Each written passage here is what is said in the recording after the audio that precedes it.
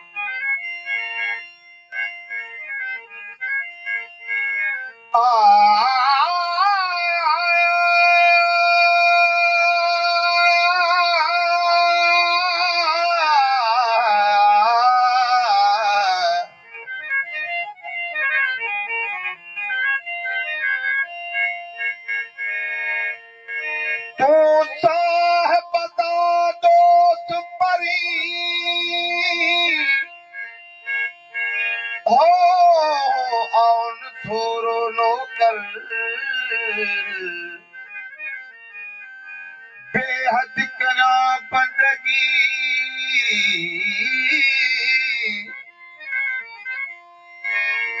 बेहद करा बंदगी ऐं हथ बदी हादुर सिनी छड़ी दुश्कीर की ही दोस्त तव्हांजो दर मोता मेर नज़र फिरी मलाहिद पहनी हिकु तुंहिंजो वाइदो वफ़ा थी पवे हिकु तुंहिंजो वाइदो वफ़ा थी पवे हा हिकु तुंहिंजो वाइदो वफ़ा थी पवे हा मुंहिंजे दर्द जी दवा थी पवे हा मुंहिंजे दर्द जी दवा थी पवे हा हिकु तुंहिंजो वाइदो वफ़ा थी पवे हा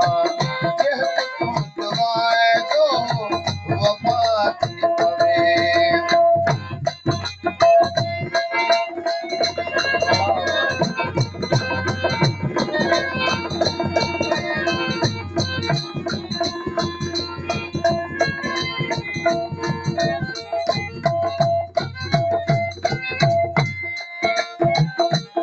जहाँ प्रिया था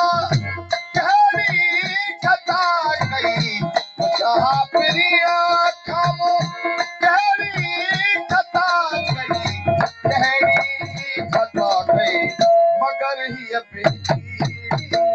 खता थी पवे हा मगर ही अभी खता थी पवे हा मुझे दर्द दिल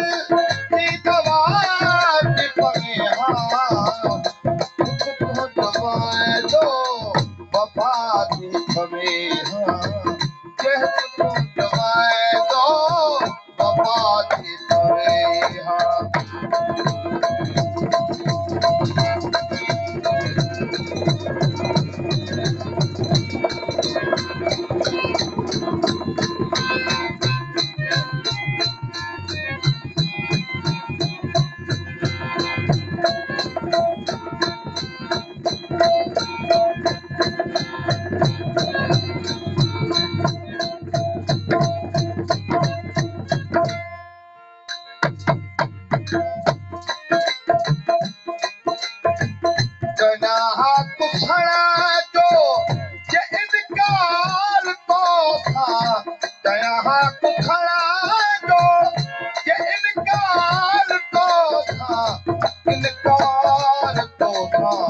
सभिनि आशिक़नि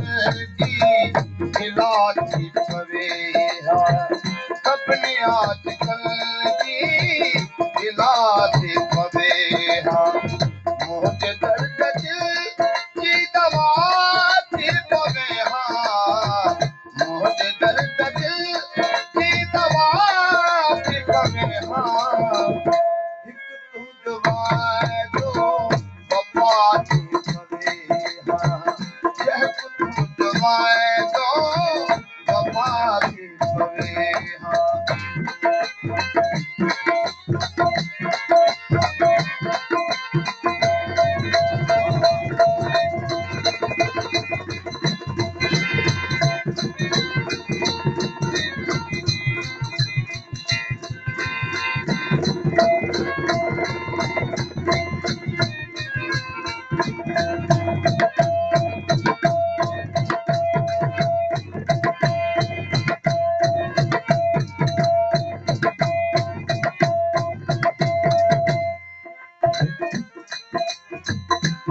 अजाजो लतीफ़ खे